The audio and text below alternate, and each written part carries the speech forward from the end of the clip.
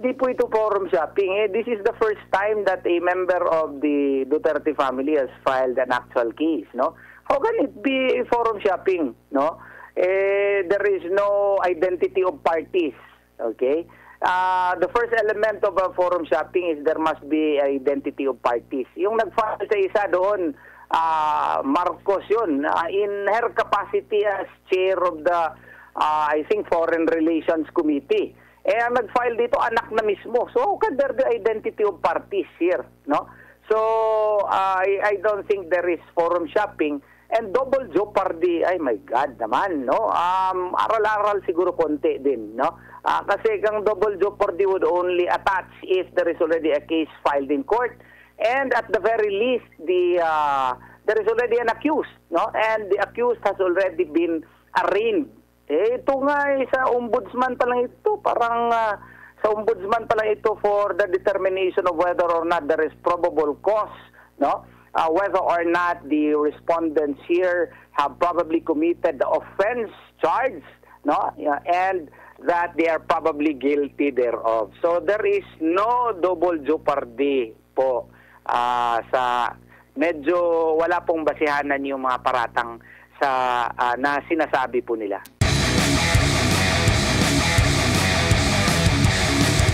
Ano po, saan po nag-ugat para sa kaalaman ng ating mga kababayan? Kasi ang matataas ang mga opisyal ito, mga kalihim, DILG Secretary, Secretary ng Department of National Defense, National Security Advisor, DOJ Secretary, at kabilang na yung ilan pa mga opisyal. Bakit sila po ang nasampahan? Ano yung pinag-ugatan po talaga nitong kasong isinampa ni Davao City Mayor Baste Duterte, Attorney? Ang ugat po nito ay yung insidente po noong March 11, 2025 sa NAIA 3 sa Pasay City, no? Terminal 3. Na dinala si Presidente Rodrigo Roa Duterte. Kung natatandaan ninyo, kagagaling namin sa Hong Kong noon na the day before, no, kasama ko, I was representing Pastor Apollo Sikibuloy, kasi merong pagtipon-tipon po yung mga OFWs po doon. At pagbalik po dito, hindi na inalaw si Presidente Rodrigo Roa Duterte na bumaba sa aeroplano. Instead, diniretso na doon sa Villamor Air Base. At sa madaling sabi, kinidnap po si Presidente Rodrigo Roa Duterte, dinitain po doon, no? Pati yung mga kasama niya, pati anak niya, si Kitty, si Ma'am Hanilet, sila Attorney Belgra, sila si mga former generals po, no?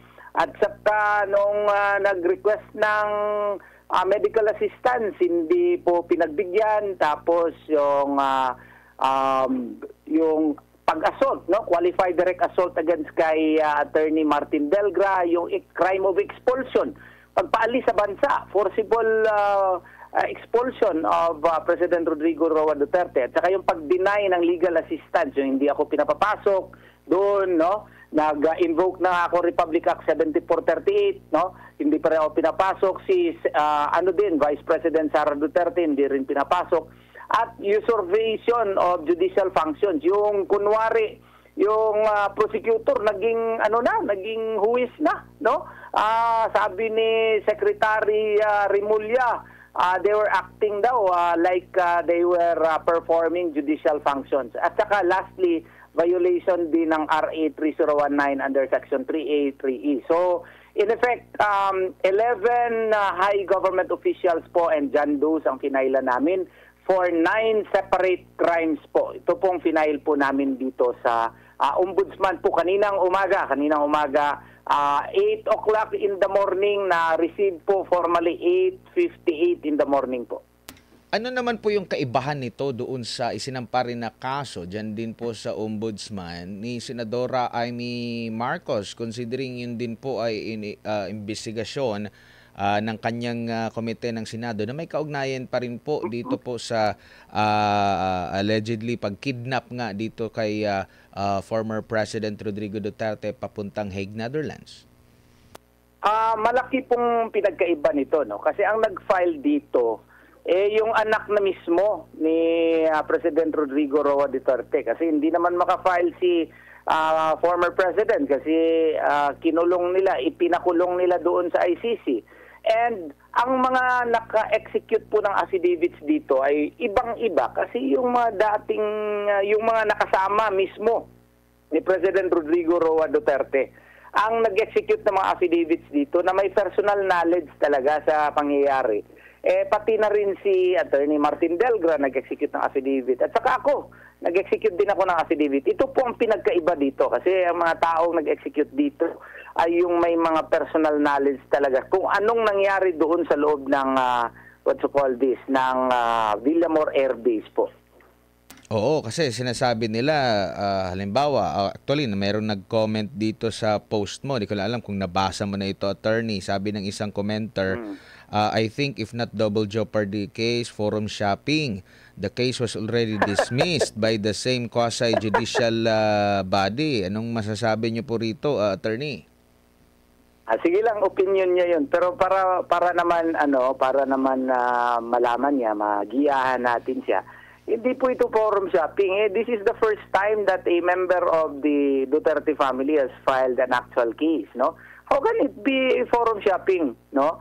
There is no identity of parties, okay? The first element of a forum shopping is there must be identity of parties. Yung nag-file sa isa doon, Marcos yun, in her capacity as chair of the, I think, Foreign Relations Committee. Ang nag-file dito, anak na mismo. So, how can there be identity of parties here, no? So, I don't think there is forum shopping. And double jeopardy, ay my God naman, no? Aral-aral siguro konti din, no? Kasi kang double jeopardy would only attach if there is already a case filed in court. And at the very least, there is already an accused, no? And the accused has already been arraigned. Ito nga sa ombudsman pa lang ito, parang sa ombudsman pa lang ito for the determination of whether or not there is probable cause, no? Whether or not the respondents here have probably committed the offense charged, no? And that they are probably guilty thereof. So there is no double jeopardy po sa medyo wala pong basihanan yung mga paratang na sinasabi po nila. Tsaka yung nabanggit nyo po ng mga affidavit, possible din ba na ito yung wala doon sa sinampang kaso ni Senadora Amy Marcos?